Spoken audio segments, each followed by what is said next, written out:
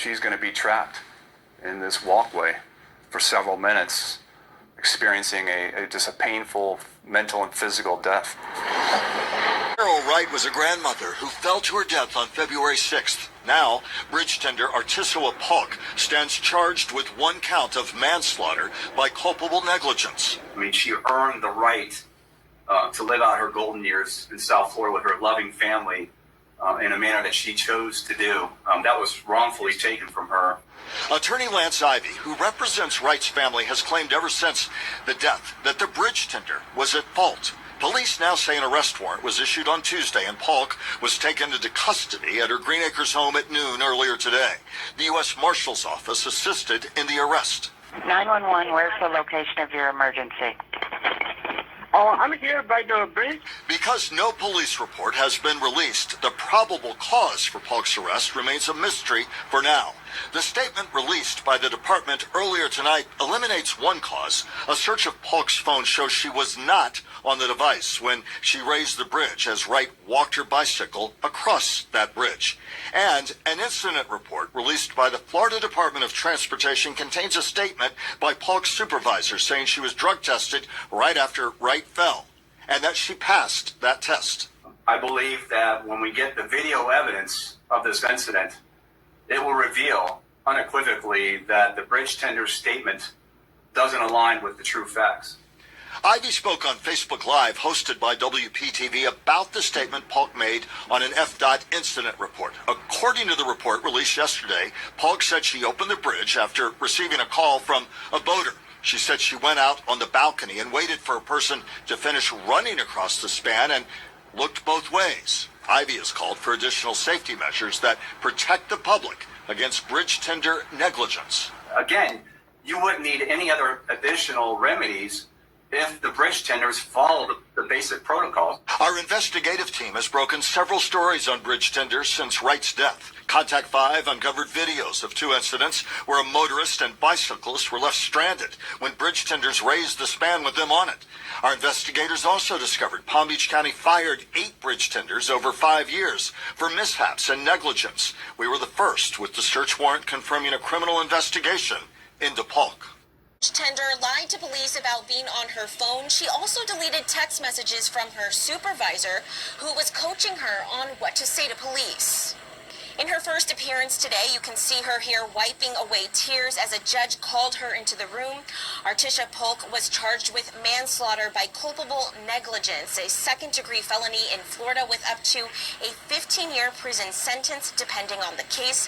Today, she was ordered no contact with the victim's family or witnesses and has a $20,000 bond.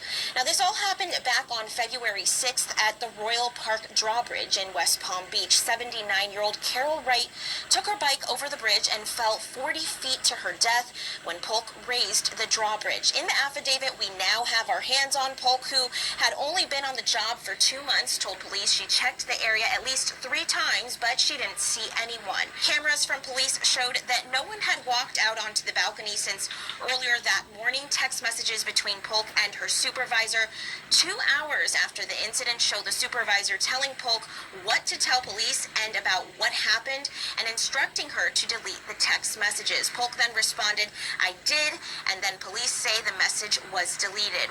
And we did reach out to the company that hires bridge tenders for the Royal Park Bridge, but we have not heard back yet. Paulk is expected back in court on April 18th. Reporting from West Palm Beach, I'm Josie Carbonari, WPBF 25 News.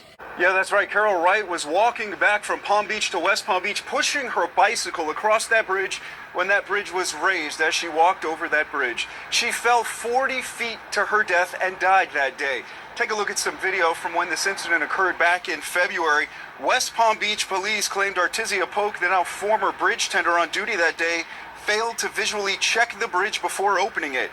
Today, nearly a year after Wright's death, Paulk pleaded guilty to 1 count of manslaughter in a Palm Beach County courtroom. Now, the judge sentenced her to 8 years probation, 200 hours of community service, and 2 days of jail with 2 days of credit for time already served. Paulk must also write a letter of apology to Wright's sisters and is not permitted to work at any jobs involving operating heavy machinery or equipment. Over the phone this afternoon, attorney Lance Ivy, who represents Wright's family, told me the family is not taking a position on the criminal case nor the outcome. Now, last July, Ivy announced an $8.2 million settlement after he sued Florida Drawbridges, Inc. for the death of Carol Wright. Ivy says FDI agreed to conduct criminal background checks on all bridge tenders, recertification training, and rotating audits with out-of-area supervisors. And back out live here outside of the bridge, as we've been reporting and continue to dig into this story, as we've showed you, the Florida Department of Transportation is currently testing technology on a bridge in Miami with the hopes of trying to prevent another tragedy like Carol's. Attorney Lance Ivy represents Wright's family and gave us the video he got from West Palm Beach police. She's going to be trapped in this walkway for several minutes, experiencing just a painful mental and physical death. Following Wright's death in February, Contact 5 traveled to the 5th Street Bridge in Miami.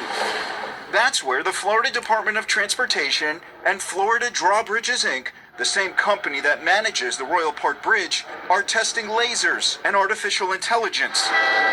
The technology promises to prevent another tragedy and a bridge tender from raising a span if a person or movable object is detected on it. But nearly 5 months after Wright's death,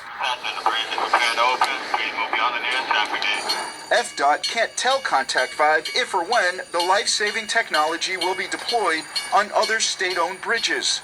In an email to Contact 5, a spokesperson said, quote, "We continue to actively work on this pilot project and do not have an update or additional information to share at this time." I'm concerned. I think this needs to be done quickly. We shared FDOT's response with State Senator Lori Berman. She sits on the Senate's Transportation Committee. We know that people's lives are at stake, so the quicker that we can act, the better it will be for the public. Senator Berman has been vocal about bridge safety and the need for new technology after Contact 5 first exposed a series of troubling mishaps on local bridges earlier this year. I will also follow up with FDOT and see if they have any additional information as to a timeline. This should have never happened. This should have never happened. This is an easy fix. Wright's family has filed a lawsuit against the bridge tender and Florida Drawbridges, Inc. Meanwhile, we've learned Palm Beach County is also exploring new safety enhancements, cameras, and additional training for its bridge tenders and 9 movable bridges. For now, pedestrians and motorists will have to put their faith in these bridge tenders.